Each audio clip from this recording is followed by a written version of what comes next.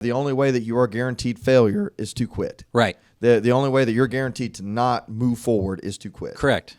And then as long as you are still not throwing in the towel, there is an opportunity, whether it's 0.00001% chance, there isn't a chance. So you're telling me there's a chance. Yeah, exactly. 100%. That's it. Yeah, more like 1 in a million. But, you know.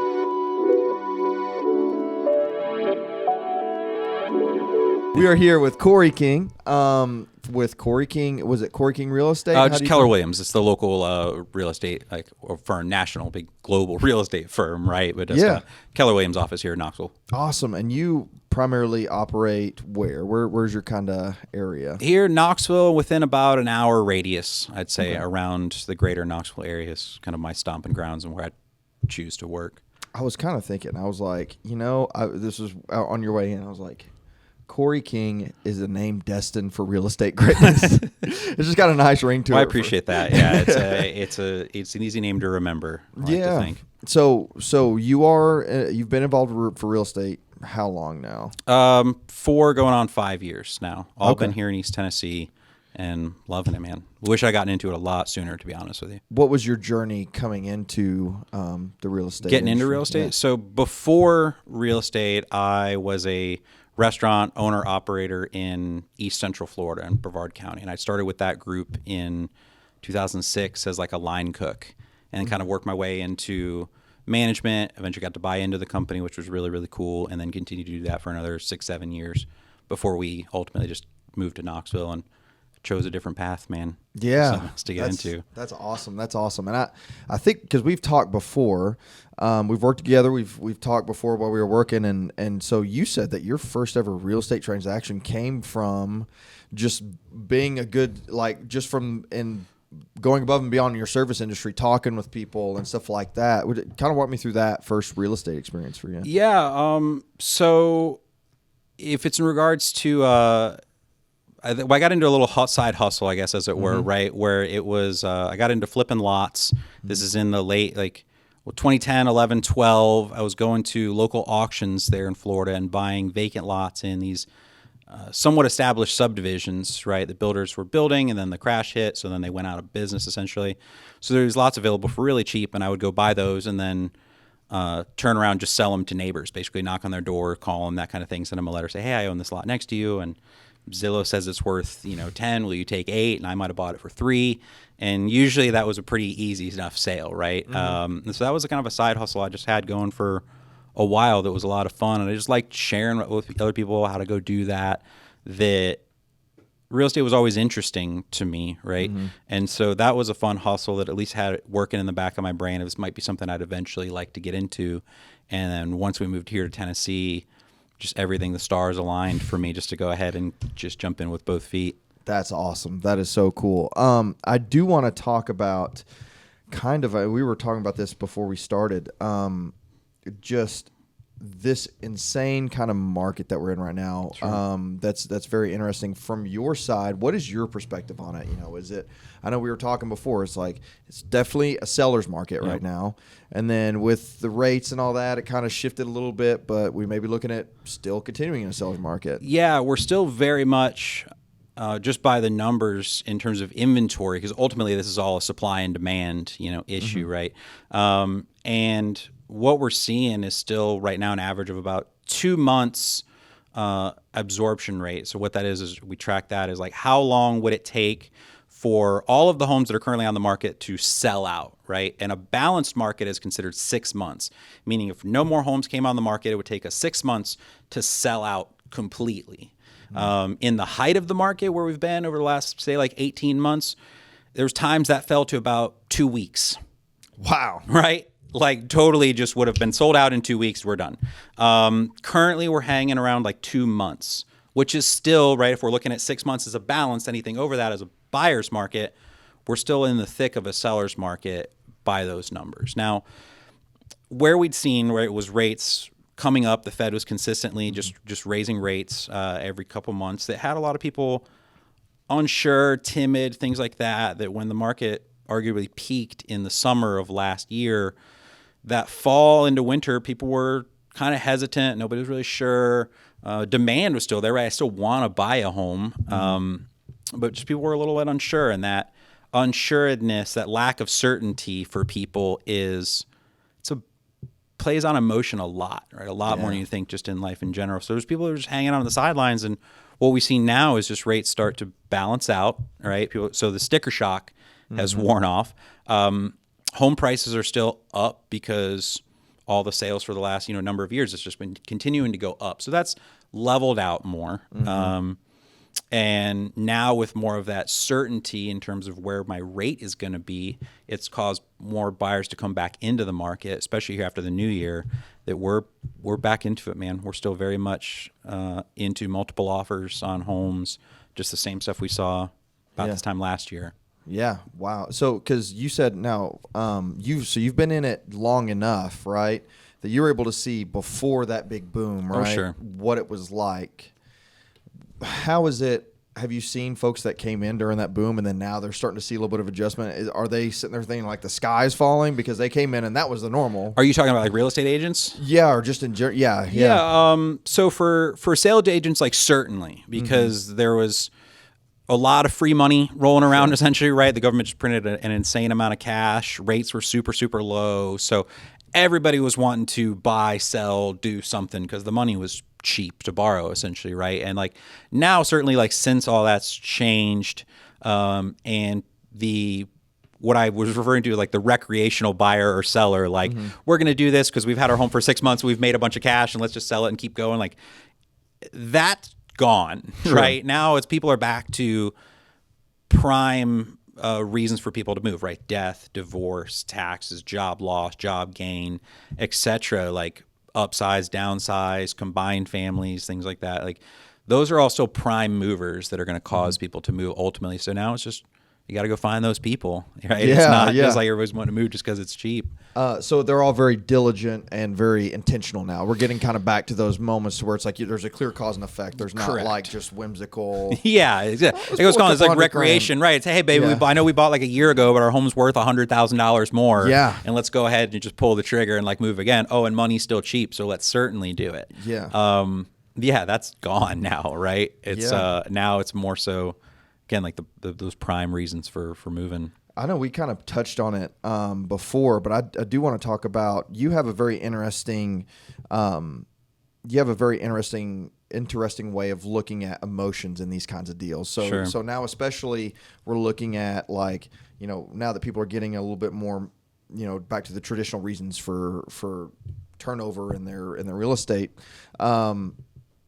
I want to hear about how important it is to keep emotion out, when to use it. Because you hear a lot of people's like, well, you need to stay separate from your emotions, but you actually have a really cool way of looking at it. You say you can leverage it in a good way. Yeah, I mean, it's hard to keep emotion out of any like decision ultimately, right? And there's a phrase I love, which is just that logic will make people think, but emotion makes you act, right? And that goes across all things, not just like buying your house, but you go buy a car or you buy like anything. It's you buy that car because of really ultimately I think of how it makes you feel once you get inside of it, right? Like you're in this new I don't know, Escalade, new Land Rover, new something, like I feel like a badass, right? I'm feeling dope, like this thing was killer. And it's how it makes you feel that ultimately makes you buy it, right? And moving or housing or anything, it's all driven that way. It's like you can think your way up to a point in that logically this makes sense, but the emotion, what is this going to do for me after the fact is ultimately what's going to drive it. So even when I'm investing in real estate and it's very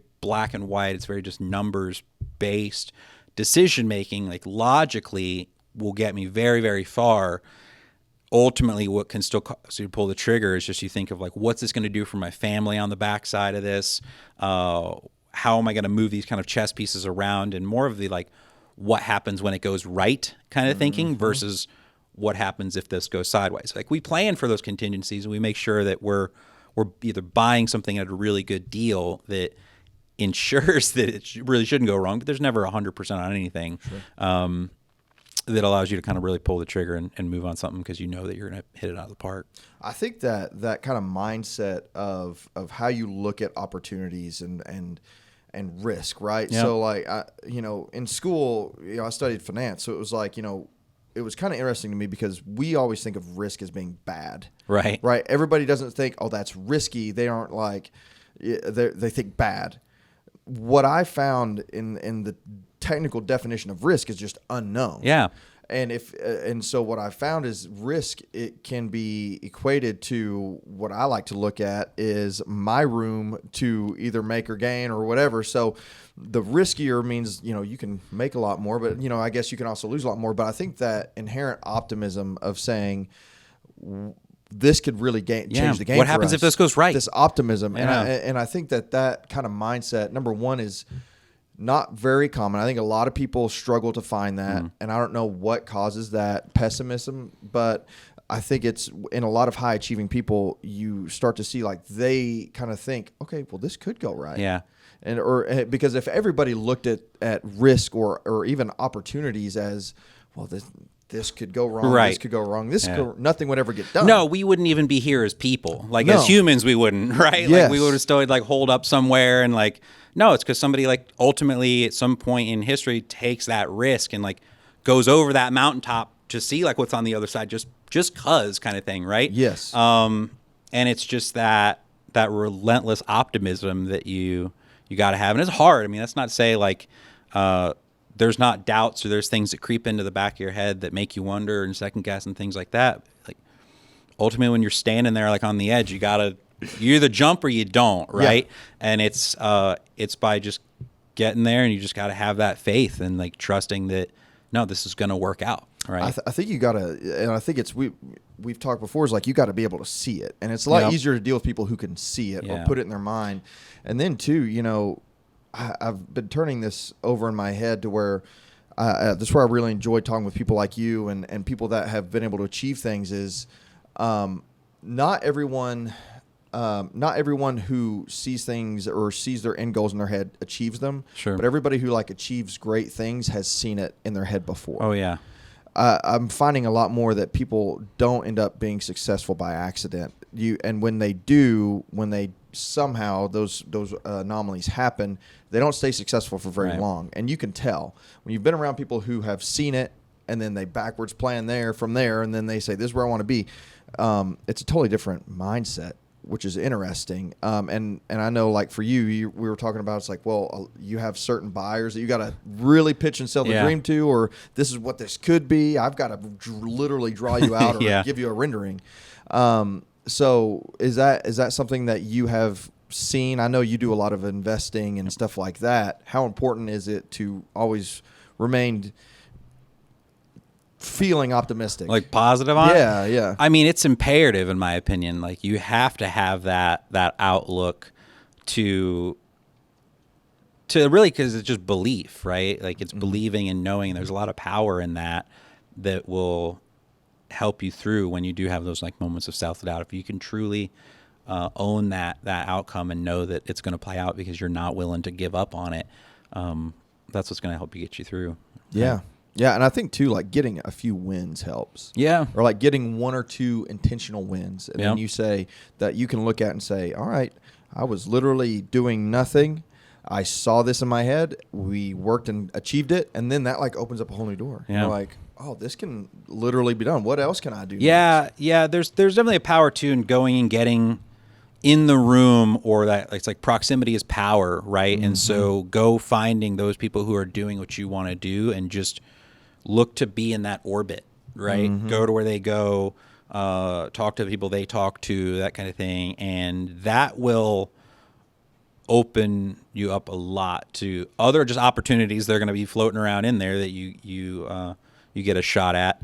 Or really what I found it does too is it just really helps you like see that next mountaintop. Even like once you hit like a certain like level of achievement, it can be hard to see like what's next or even like what's possible. And I'm going through this even like my own career. Like my mentor I talk with a lot is levels and levels above it. Now I have to remember like this is somebody who's been doing it for 20 years longer than me, so there's a bit of experience there. But it's by like getting in those rooms and associating with those people that you really get to see what's possible out there, and that keeps you motivated and challenged and just moving in the right direction. That's huge. That's just going and getting in the rooms with those people that you want to do or be like. How did you kind of find, how did you start getting in rooms with those people? Dude, the internet is a powerful tool. Yeah. Right? Like YouTube, Instagram, I mean, all like the socials are very very open. It's so easy to get talk to people on this planet now, right? Mm-hmm. When you hear people on podcasts and they'll say, well, hit me up on Instagram. Well, I would just do it. Yeah. I was like, oh, okay, cool. Let me just do that and see what happens. And it's surprising how many people respond and reach out and want to help. Right. Doing that, right. Going to conferences, going to meetups, connecting with those people, literally just getting in the same room with them. If I know they're going to be at this conference, I'm just going to go to that conference, right? Mm-hmm. I'm just going to talk to them. I'm going to talk with people they associate with. And what I found really cool to do too is you start asking those people, what challenges are you having in life, right? I'm not going there to take from somebody. Yes. It's what can I do to help this person? What are you looking for? What are some challenges you're having in your business? And then look to play that connector in an extent of you need to just know this person kind of thing, right? It's my buddy calls it just pressing the easy button. It's the back door into all of it is just coming through contribution at the end of the day. And just if you go there to help solve their problem or help make their world easier, your world's going to get a lot easier too, just by virtue of that alone. Yeah, and I think, really at the end of the day, that's what that we're all providing value. Yep. And it's something I've said for a long time is when you provide value, the money will come, right? The money is a byproduct of value exchanging hands, right? So it's just a facilitator. Yeah. The universe ultimately provides. I've always found that when I really needed the money, it shows up, and it's spooky at times that it just will, but it will, because the drive is there, right? Because you want something bad enough. I don't know, it might be a little woo woo, but like I said, the universe provides ultimately. What you put out there ultimately does come back to you. And so if you're just leading with a giving hand, a giving heart, and a giving mind, the universe will pay you back and then some. It'll come through definitely when you need it. I found too that a lot of things shifted and my relationships really started to grow. Like when you said, you don't need to go in there and be takey all the time. It's whenever you come in and then being the type of person that they want to be around, as far as I want to be around people. I'm trying to surround myself with people that provide value. Yeah. So why would I feel like people who have achieved more than I have, already have the group of people around them that provides value, would take me in if I'm just here taking and not providing any value? So I think a lot of that goes into sharpening your mind, and really adding to your toolbox, making yourself a resource. Yeah. And then it's kind of it's nice because it grows exponentially, because the more people you can provide value to, the more resources you have. And like you said, then your network grows, and then you can start connecting people, which is really huge. Cool. Yeah, that's when it really gets cool, is once you start playing that connector and just being that thread for people that just puts you in rooms that you'd never think you'd ever be in, kind of thing. It's wild sometimes, right? If I think back of when I first started to just even where I am now, it blows my mind. Isn't it kind of cool? And I'm nowhere near where I plan to be, but even just taking those little moments to sit back and be this is pretty cool. This is cool, right? Yeah. Life doesn't suck. Yes, I know. Yeah. And things can happen, you know, and things will happen. But it really is cool. And then you start to meet people and you start talking to people, and then they lead you to another. Yeah. And then that's something that I'm really finding is really rewarding. Too, because you're winning. It's success through others, right? And it's cool to see your friends win, and it's just you start creating your own little tribe and your own community that you get to run around in, and everybody celebrates each other's wins, and nobody's in this take kind of mindset. It is all give and it is all contribution. You find there's a lot more people out there that are that way than are not actually. You got to go find them. No, that is so key. Is it's when you start looking for these high performers, high achievers. I'm studying meditations now by Marcus Aurelius, and one of the things that he talks is it's in man's nature to help other people, but it's also, it has to become clear that he only concerns himself and it essentially weeds itself out to in which you surround yourself with people of the same nature, but you realize that there are people that are like your nature and there are people who are not like your nature. And he does the ideal man or ideal person doesn't even concern himself with the people that aren't of your nature, because they aren't even they don't even appreciate themselves, right? So he doesn't even accept praise from those people. I mean, I'm sure he doesn't mean be rude to those people, but also it's like, I don't concern myself with those, with the praise or even especially the criticism from people that aren't on the same it's path. taken with like a grain of salt kind of thing. Yeah. Right? It's just all right, pass it through and cool, and keep moving. And then you kind of lead in, and then everybody kind of leans into each other. Okay, so we kind of nerded out on on networking there, which is cool. I love that. I do want to talk about some of that here. Let me pull out my notes because I have stuff that I wanted to get with you. There are different levels to what you do, right? Sure. And I think maybe with real estate, because you do investing and you do the real estate agent. Yeah, those are my prime two focuses, right? It's just helping folks buy and sell. I like to invest myself personally, and I like to really help show others how to do that. I mean, that's both those combined, really, right? Is I like taking my knowledge of investing and sharing what I've done and what I've found to be successful and what I've seen other people do to be successful, and just sharing that with other people. That's one of those value adds. Yeah, it's just super fun. It's just another thing, just fun to nerd out. You have on. a meetup, Yep. correct? Yeah, we do. So I get to host the Grid investor community, the Knoxville community here. Grid is a national investor platform. There's over 20,000 members of it. They're all totally free. Check out like gridinvestor.com. You'll probably find like a local chapter near you. They're great resources to go meet up with these people, right? Like network, exchange ideas, add value. That's been a lot of fun. So I get to host the Knoxville community. We get together the first Wednesday of every month about 6:30 at our office here in Knoxville. That's awesome. I will be swinging by. Dude, actually. yes, I want to. I want to go swing by that. So, you say, or as you said before, you like to share some different strategies and some different, just some different success stories that you've seen. What are some of your favorites that you've kind of come across? Man, I love that, and I love in those meetups and in that we're always trying to share wins, right? And what I've also found that's great to share is like the losses, the struggles, the what happened when it went sideways, kind of thing, right? I try to ask people around those things, even at those meetups, is like, like it's great to like high five and like smoke this deal and crushed it, and those are great, and we need to do those. But it's also good to know like, what happens when that went sideways, right? How did you change courses? How did you pivot? Because that's how we like learn, right? I feel like as humans, we all learned from that kind of framework, right? It was whether it was around the campfire and it was like, hey, don't go over that ridge because Jerry last week got eaten by a saber-toothed tiger. It's like, got it, cool, don't go over that ridge, right?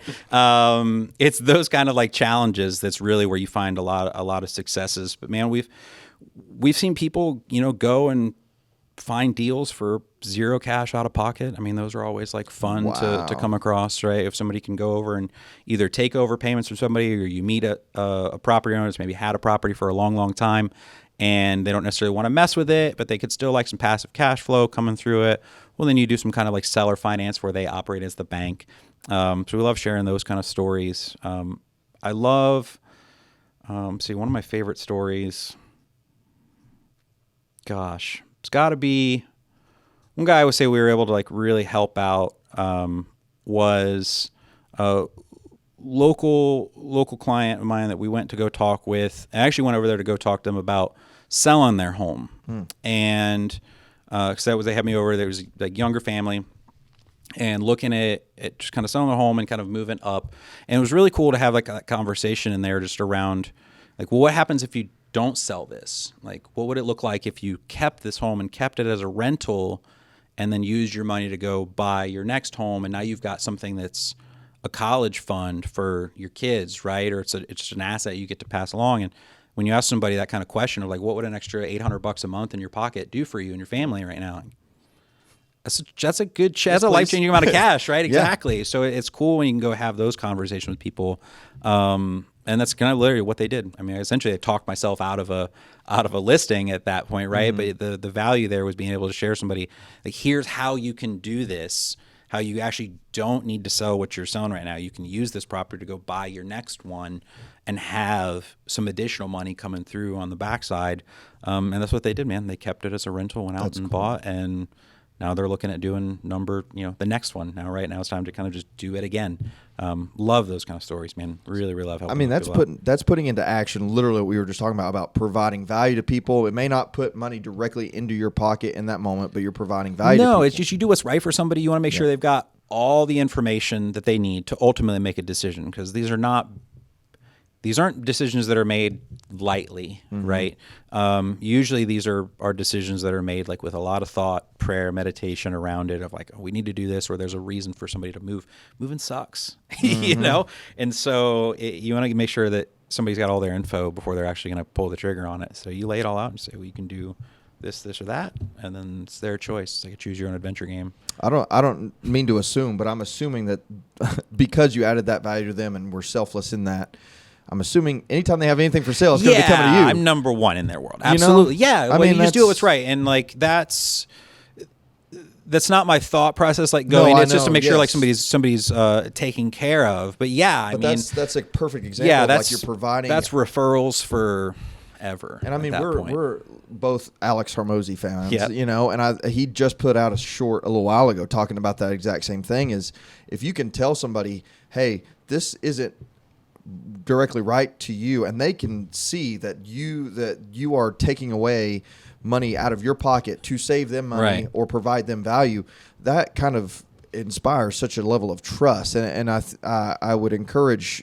you know, number one, myself, but also everybody else, is try to find those opportunities in everyday life. Yeah. I mean, because then at that point, that's really how you can start building and really making it a habit. I think that kind of habit can build so much good energy coming your way. It'll take you so far. I mean, there's like Bill and Ted quote, like, just be excellent to each other. It's just that. It's just like, be excellent to each other. Everything will work out. Yeah. It's and that's really cool. I do want to talk. So you said you talk about wins and losses. Yep. One thing I do think is, I think it's cool that you do talk about the losses. Yeah. Because in a weird way, I think it's human nature. For some reason, we're hardwired, especially now today, is like when we see wins, a lot of times we're inclined to think we see those wins as like, oh, well, they just had something I don't have access to win. Yeah. Right. So I think it's important. I think that's a good first step to people, is to look at losses, because for some reason we're able to relate a lot more closely to losses than we are. Yeah, for sure. I mean, that's again where we like learn a lot of those things. But it's those losses, however like big or small, that ultimately is what's going to carry you to the next piece, right? And if it's that can be like in investing, or even if it's in sales, right? And if somebody's doing like a lot of outbound prospecting kind of thing, of like looking for clients, cold calling essentially, right?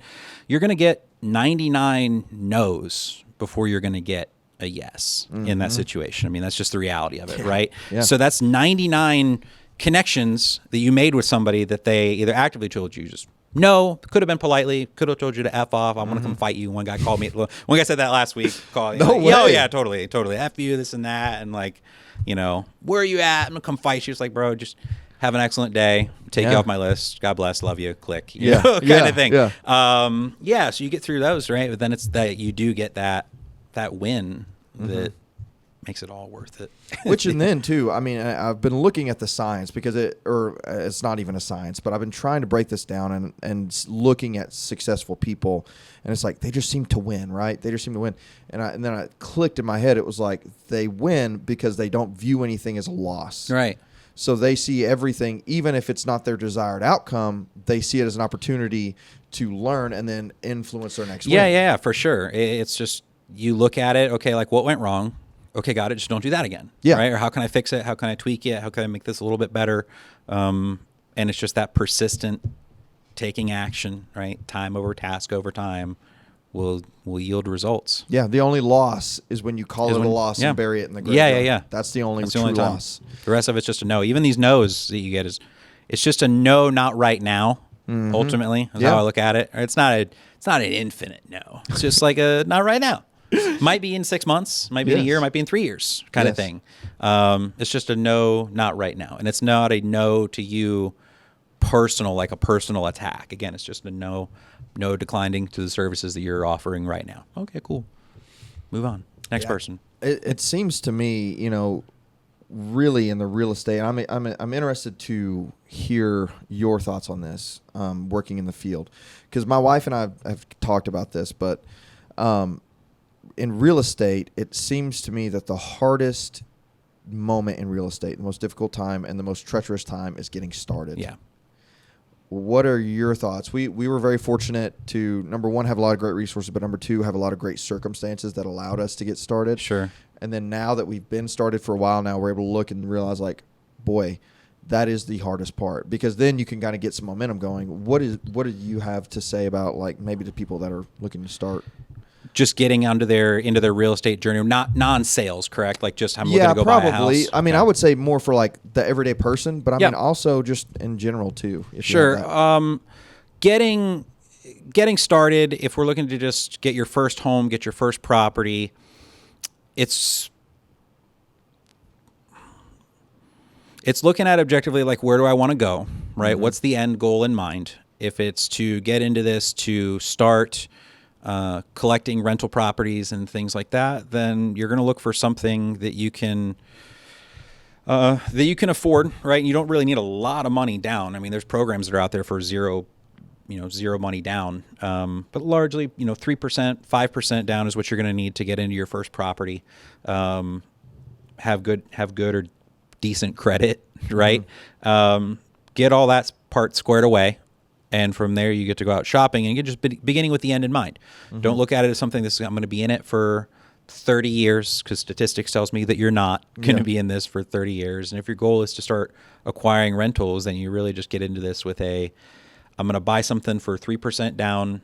If I'm a young person, like how I got started, I bought it with like a low amount down. I moved in 2 of my buddies. I bought like a 3-bedroom house, moved in 2 of my buddies. They paid rent pretty much for each bedroom, and that covered utilities, and combined covered my mortgage. It was cool. Mm-hmm. I was cash flowing about $100 a month at that time. So then all it cost me out of pocket was just the remaining like utilities, which was cool. And that allowed me to save up. Did that for, you do that for like a year, save up a little bit of cash, and then go do it again. Go buy your next property for 3% or 5% down and move into more people, right? And you just rinse and repeat. And you can do that every year for 10 years. Right. Yeah. I would say the only cautionary thing in that is just don't, when it's time to move or like move up or buy the next one, don't make big jumps, like in terms of home. Like don't go from the 2-bedroom, 1-bath bungalow near downtown to the 3 or 4-bedroom home in the suburbs that's like twice the size kind of thing. Move laterally to an extent, because each one you're just acquiring your next like rental, and you're not going to be in this for a long time. So find another 2-bedroom, 1-bath little bungalow, or 3-bedroom, 2-bath, home, and just kind of move laterally around. Don't jump to the next price tier.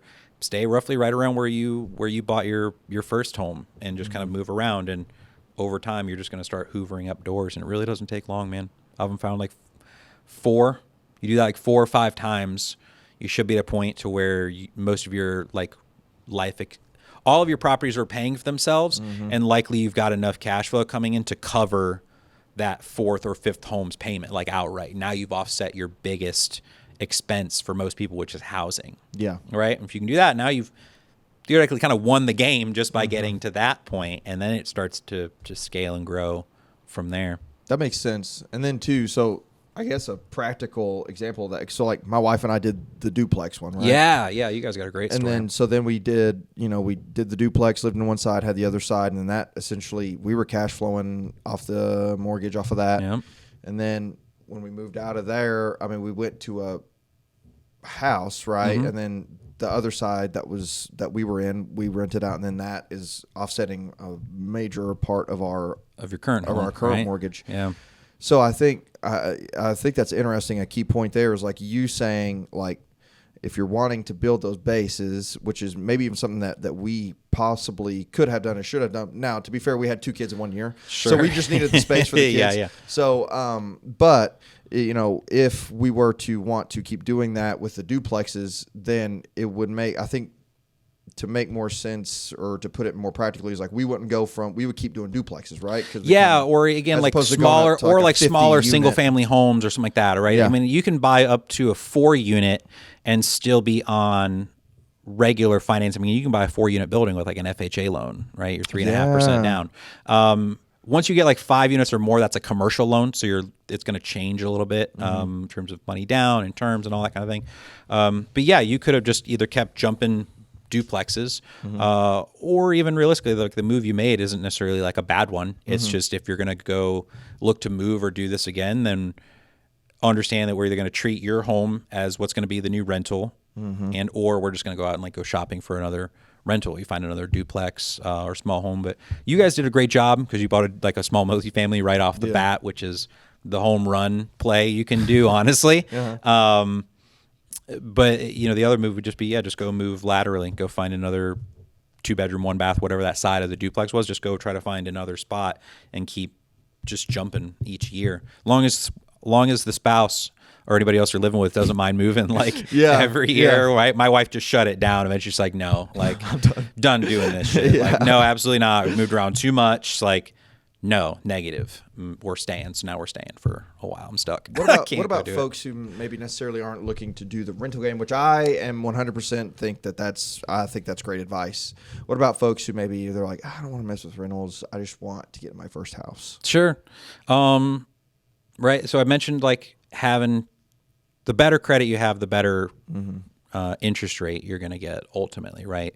So the more you can do to get your credit score up, the better. You're just going to look better in the eyes of a bank, right? And then it's really just making sure you can afford the payment. So I'd say that would be the other caveat too. Like even people that come to me and say, hey, well, I want a house hack even, right? I just want to like get a home and have some roommates for a while. Like, great. Just don't make this decision expecting for that roommate money to be there, because people are people, man. Yes. And that roommate that says they're down today, tomorrow changes their mind or something like that, right? Yes. So you make those moves understanding like you can make the full payment in general. And then if you're in a position where you're comfortable to house hack, or you want to do that thing, like that's just kind of that's a great way to operate when you're kind of young and single, essentially, if you just want to like save up some additional cash. But really, the first step, if somebody just wants to go out and buy a home that they're just going to live in, get your credit up, go get pre-approved. Your lender's going to ask you for all your tax documents, your pay stubs, usually a couple months, like rolling pay stubs, that kind of thing. Get all that stuff done, and then go find a kick-ass real estate agent that's going to help you at least like understand like what your needs are, what your goals are, and you want to do. Yeah. And then combine that team's going to help get you home. Yeah. And if their initials are CK, I mean, even better. Even better. Yeah. But I think that's cool, because I think that's people get wrapped up in it, and I think I'm seeing it more because like I'm at the age now. I was talking to my brother about this. It was like I'm at the age now. Is like either people are getting out of their apartments and trying to get into houses now at my age, or they're like, if they were on the party track, like they're just burning out and they just can't sustain that life anymore, which is an interesting area of life to be. Yeah. So number one, it's lonely for my wife and I, right? Because we end up hanging around with people that are probably a little bit older. It's different. We're in a different area of our life, especially with 2 kids. Yeah. But for the people that I do see, I think, I see them a lot like, we just want the house. We just want the house. We just want the house. How important is that first decision to make sure that it's the right one? Is there a lot of margin for error? Is it something that people inflate in their minds, or is it actually, hey, you need to make sure? Well, so each home is like a learning experience, I found, right? Yeah. Either in just what you find out more about yourself and your own preferences of how you like to live, or what's impractical, what's not. So each one I found to be like a learning experience for myself, at least. Like every time I buy a home and we've like lived in it, you start to realize like, oh, this sucks. Oh, I would change that, right? Yeah. Or I don't like this, how this functions and whatever. So like your criteria changes a little bit more each time you move. Like you start to fine tune like, well, I'm not doing it unless it has a fireplace and a back deck and so on and so forth. Like you start having your must haves. I'm sure I'm not the first one to say this, but houses are like girlfriends. It's like, oh yeah, all right, cool. Right. Needs to do this, needs to do this, and we don't need that. Right. We don't need. Yeah, we don't necessarily need a carpool or whatever. Right. Yeah, a carport. Yeah. So just kind of build a list of what you're doing. Yeah, Bill, like definitely write out of things of what you feel your must-haves. Take into consideration certainly like how far it is. I mean, proximity is everything, right? Location, location, location. Like how far is it going to be from work, from church, from schools, right? If you got kids or you're thinking of having kids, groceries, like what have you, right? Just life, like what's your lifestyle like? And really making sure that, you're in an area that you want to be in, that you're planning to be in for at least a little while, right? Get your cash together, go talk with an agent. They're going to have a good agent's going to at least help you quantify and ask some deeper probing questions on why is this important to you? Why are these areas, like what's the reasoning behind that, to fine tune and kind of help you self-discover those wants and needs a little bit more. And then from there, like I say, you get to go out and go find it. Yeah, that's cool. That's cool. I think it's a good segue because I do want to talk about, so now we kind of have talked to the general populace on buying and Sure. stuff like that. What about folks who specifically are looking to get into real estate? Whether it's probably let's go agent. Like Sure. What would you say was important? Understanding right off the bat, if you're going to be an agent, understanding right off the bat, it's not easy. It's definitely not what it looks like on TV, right? It's not selling Sunset or whatever. No, not at all. It's that is all glamorous and it's fun to see like cool houses, and certainly like you do get to go see cool houses as a real estate agent. But I mean, there's like it's hard work, right? It's a service base, so you're helping people, and you're largely helping people that are in. They're in a tough spot to some degree. Again, there's like a mover that's there that you're there to help them guide through, and it's not always the fun ones of like, hey, we had a baby and we get to like move up. We need the bigger home, right? Sometimes it's like, hey, mom died and we got to sell the home, right? Or I just lost my job and I got to make this move. So being able to relate to people and being able to empathize is massive, I feel. I found it to be. It is hard work. It's definitely one of those things like you're putting in a lot of effort, especially starting out. It's like getting a rocket ship, right? And you heard like in shuttle launches, they use like, I don't know, 80% of the fuel or something like that is used like on liftoff. And it's the truth. It's like getting into it and getting started. You're going to work a lot and you're going to work hard. And it's not going to seem like you're making much forward progress, but you are. You're just like building momentum, right? It's like it takes a lot of energy to get that spaceship into orbit. And then once you're into orbit and you've got a good client base, you've got repeat referrals, you've been in the game, that people start to know you, you got a bit more name recognition, maybe your friends that weren't wanting to do business with you right away because like, oh, you got a real estate license now, right? Start to realize like, okay, like you've been doing it for a while. Yep, you're legit. You've been doing it now for a couple of years. You've proven yourself, and they start to reach out, and so you build that momentum. And much like when something's like in orbit, now it just takes like little micro corrections along the way, right? Once you're kind of up and running and you can get through that first like couple of years, even it gets easier. It's not easy, right? But it does get easier. And you're just always learning new things. So just be open-minded. Never act like or never think that you're going to know everything because you don't. You never will. I certainly never will. There's definitely like levels and layers to it. So being open-minded, right? Understand it's going to be a lot of work in general. And just have an unrelenting belief in yourself and just like having this attitude of, no, I have to succeed, right? There's no option. I got into it with somewhat of a safety net, right? I'll preface that in that I had sold a home. I had some cash like set aside that I allowed myself to really go all in on it, but I didn't have a part-time job. I wasn't doing anything. It was just that. And it was that having to jump in with both feet and like, no, this has to work kind of thing. There is no plan B. Helped me out. I'm not saying everybody needs to do that. Like, don't make a drastic change if you're working full time and you're doing this like part time. Don't just quit your job if that's really what's like paying the bills.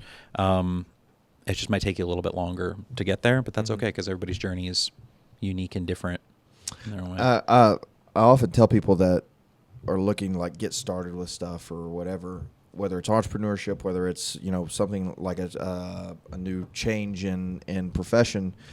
It's like you don't necessarily have to push it till you make it. You just have to keep trying and trying and trying until you can't go back. Right. And I think we may have talked about this before, but like a lot of times what is perceived as like, wow, you just really gutted through that. You ground, you just kept trying. It's like, I had no other choice, right? It's like, you just got to get to where you have no other choice. Yeah. And it may sound like, a little bit more risky than what it actually is. But it's like, once you get to that point to where you say, at least you're on the right path, all you have to do is just get on the path. And then you can just keep putting one foot after another. And then hard times are going to come. There's going to be hills. There's going to be valleys. But it's also like, you don't have to. It's not like, at some point, the grind almost becomes subconscious because you have no other way to go but forward. Yeah, you're just in the groove now, right? Yeah, and then you just ground out a groove, and then you stay in it, right? And you just persist through it. Yeah, and then but I think it's all about just getting on that path. A big piece of that is, and then I think that looks different for everybody, like what it takes, and then their risk threshold and stuff like that. But and we all start at different points in that journey. Right. Other people, again, if they talk like proximity, they've either been around it, they've lived in a certain area a long time, that just by proxy, they're going to have a little bit more opportunities come their way earlier than somebody else who really doesn't know anybody, just got started, maybe just moved to the area and just kind of has to figure it out. Yes. And it's just life, man. I don't know. It sucks. That's how it is. But that is what it is, right? Exactly. Okay, I do want to talk about, and I swear we'll wrap it if you need to go. No. But I do want to talk about what is your viewpoint and outlook on the Knoxville, East Tennessee real estate market? Like, what is the state of the market right now in your eyes? I mean, so we're still certainly in a very strong seller's market. I think we will be for quite a long time. I'm very, very bullish on this area for the next 2 decades, to be quite honest with you. Just the amount of people that we're seeing move here, the amount of businesses that are moving their entire headquarters here and things like that, right? We just saw like Smith & Wesson, gun manufacturer, right? They're in Maryville, building a monstrous facility out there. Good Lord, right? We're just seeing more and more development, more and more people moving to this area. I think that's just going to hold its way for a long time. The secret's out on Tennessee, but certainly East Tennessee in general. This is where people have been vacationing for a long time, like in the Smoky Mountains, only about 30, 40 minutes from here. So that market is certainly strong as being the most visited national park, in the U.S. That holds well for the area, having the university here, having the national lab at Oak Ridge. It just all lends itself well that really I don't see us going backwards. Yeah. Yeah. Well, when you put it like that, I mean, really, it's kind of like, well, where else? You know what I'm saying? Like, and then in a lot of ways, comparatively, it seems, at least you work in the industry, so you tell me, but it seems like this still is a quote unquote affordable place as well. Oh, very much. So it's very prime for growth in that. Yeah, way. Tennessee is definitely still one of the more affordable states in the country. So it's a great spot. It's a very tax friendly state as well, right? We're one of the few states that don't have any kind of state income tax as well. So there's just a lot of benefits for people to move here. There's especially akin to retirement. I don't believe we tax on retirement gains, things like that. So it just makes it for more attractive for people to be. Climate, arguably pretty awesome, year round. We really don't have any kind of big extremes in weather. So I think we'll see even that play out more in the future, right? As we just watch the weather change, right? Global warming, things like that. I think you're going to see more places, even in this country, be less hospitable, either just through sea level rise, right? Sustained high temperatures or low temperatures, things like that. There's going to be a climate migration to an extent.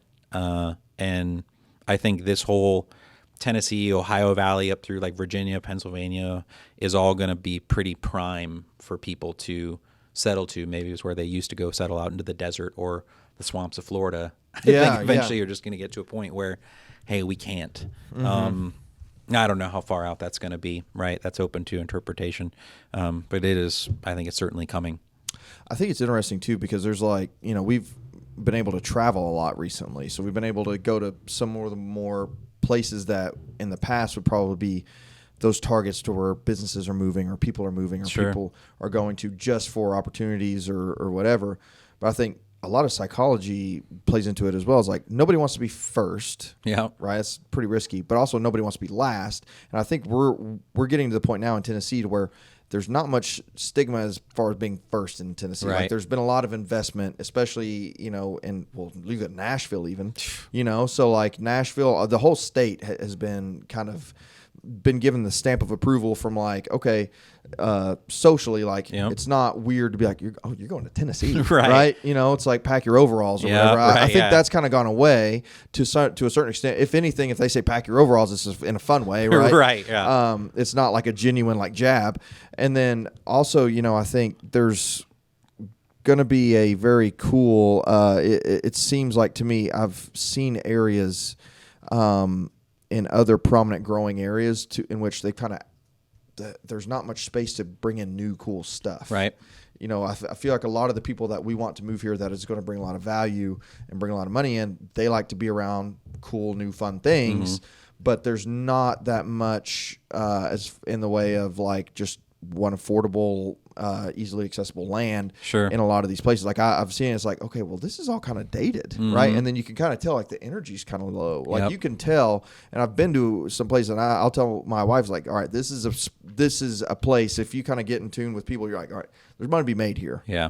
And there's opportunity here and there's a vibe here. And then like Charleston's an interesting place is like, there's money there, but I don't necessarily get the vibe of like, all right, this is a happening spot. Like there's new money coming in. It's like people there have money. It's old money. It's old money, but it's not like a place to, and like some of these pockets of like, even Atlanta being like this, it's got its fair share of history there. But like you go to places like Alpharetta and stuff like that, and it's like, oh, there's, folks are moving out here. Yeah. Like there's money to be made here. There's people making money here. And I think I'm starting to feel those kinds of places in and around Tennessee. Where I'm like, for sure. Yeah, this is feels good. Knox Knoxville's proven to be a pretty big hub because we see it in growth in areas like Oak Ridge, like in Maryville, Loudoun County, like Loudoun and Lenore City are just blowing up left and right. And you got all the retirement communities out in like Tellico. I mean, it's just all those little kind of tertiary markets around Knoxville are all continuing to grow as well, which is just cool. It brings a cool energy to town.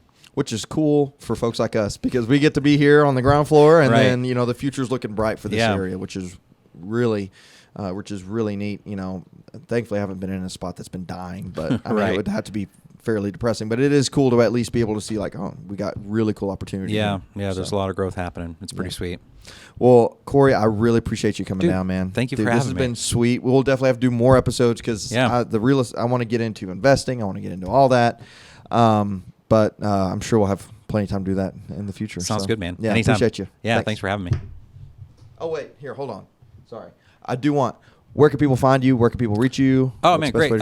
So you can find me on Facebook, on Instagram, right? Cory King, CoryKing. Those are going to be two great places to find me directly, honestly, Facebook and Instagram. Awesome. Well, thank you very much. And, thank you all for watching. We'll see you guys next time.